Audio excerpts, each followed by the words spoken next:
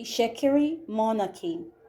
Ologbotsere was never Western style prime minister.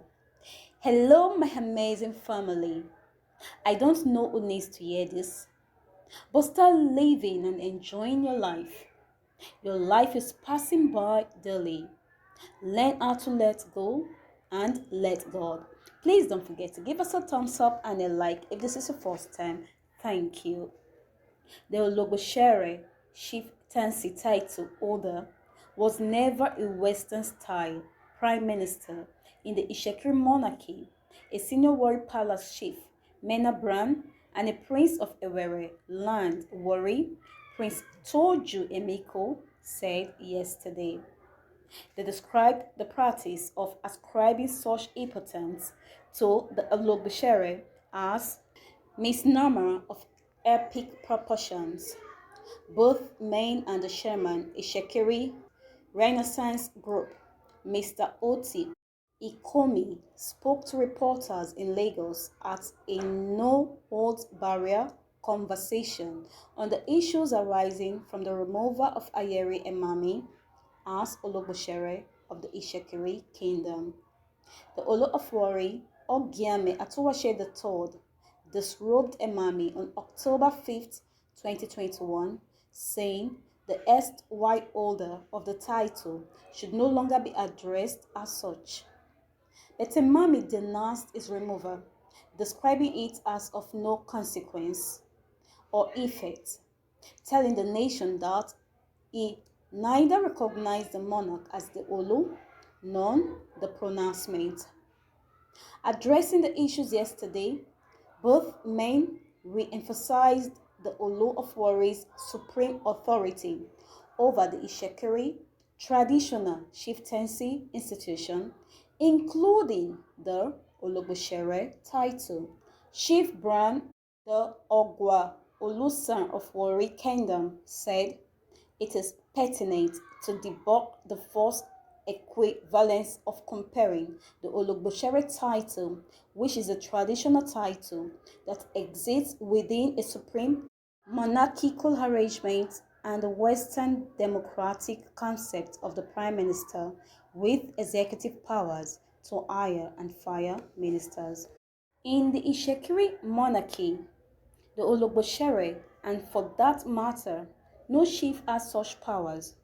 So to describe the Ologbotsere as prime minister is a misnomer of epic proportions. It said there were facts that the only time an Ologbotsere crowned a king was at the coronation of Atuwashe II by Chief O.N. Rewane, the then Ologbotsere of Warri.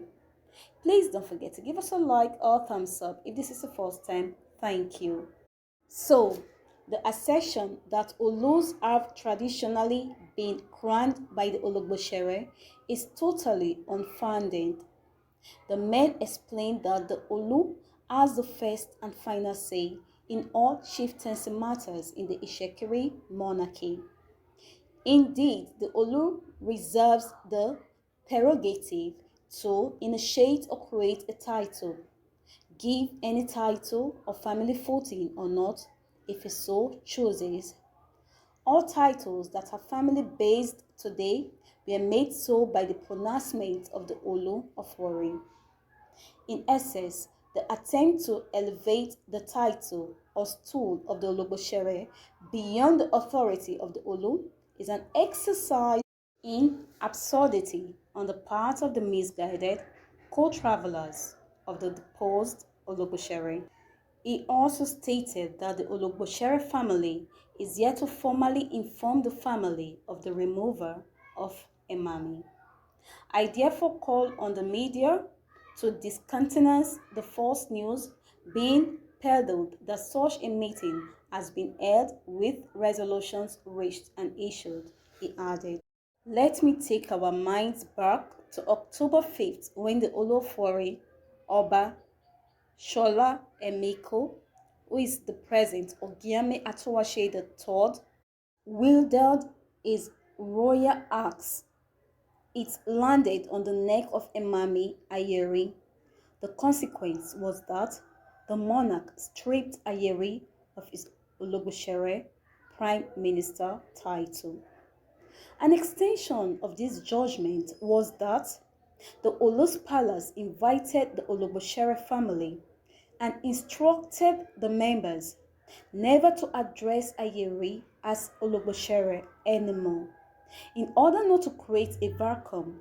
Per Hickson Ajofuta Oporoku, the Olori Ebi of Ologbotsere family, was empowered to superintend over all activities of members henceforth. Before then, let us take our mind back. The Ologbotsere had been on suspension, and not a few in Warri and outside believed that it was a matter of time that the Olu would wield its royal scimitar against the kingdom's prime minister. Ayiri's sins were two. First, he reportedly tore into shreds the nomination paper of Emiko, presented to him by the king's makers. This was considered a great affront to the kingmakers and Emiko himself, who kept his anger to himself. The story is just getting interesting. Secondly, Ayiri, to prove that he was not mad when he tore the nomination paper, made a beeline for the court to challenge the Thursday 27th May 2021 press conference announcement of the date of installation of Emiko as the next Olu. That announcement was made by the Iyasere of Warri Kingdom, an acting chairman of the Olu's Advisory Council, Chief Johnson Amasherolege. The Iyasere told journalists that the former proclamation of Emiko as the successor to the throne was made at Ude Ishekiri on the 5th of April 2021, the same day the passage of his predecessor, Ogiame Ikenwoli, was announced. According to Iyasere, Emiko's emergence came after a rigorous process, which included a painstaking search within and among the descendants of the last three Olus, as required by tradition, custom, and extant laws. Ayiri, the Ologbotsere, would have none of that. He headed for a Warri High Court seeking legal interpretation of the amended 1979 Olu of Warri Chieftaincy Edict, which, according to a Punch report, says that the Olu must have Benin and Warri blood flowing in him. Emiko's mother is Yoruba, Olori Gladys Emiko, wife of Olu Atuwashe II, Emiko's father. Ayiri sought the court's order of an interlocutory injunction to restrain the defendants either by themselves, agents, privies, and or whomsoever from crowning any person as the Olu of Warri Kingdom, pending the hearing and determination of the suit.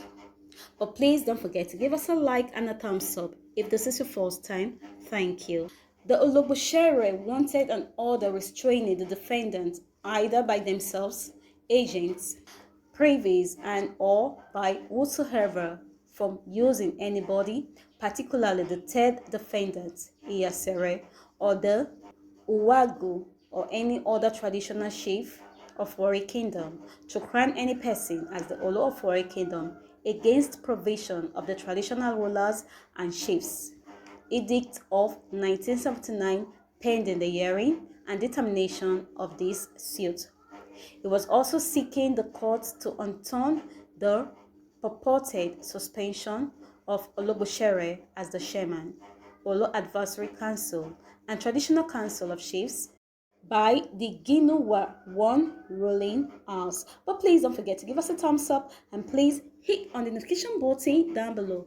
I remember your number one is Plug. Thanks for watching. Bye bye.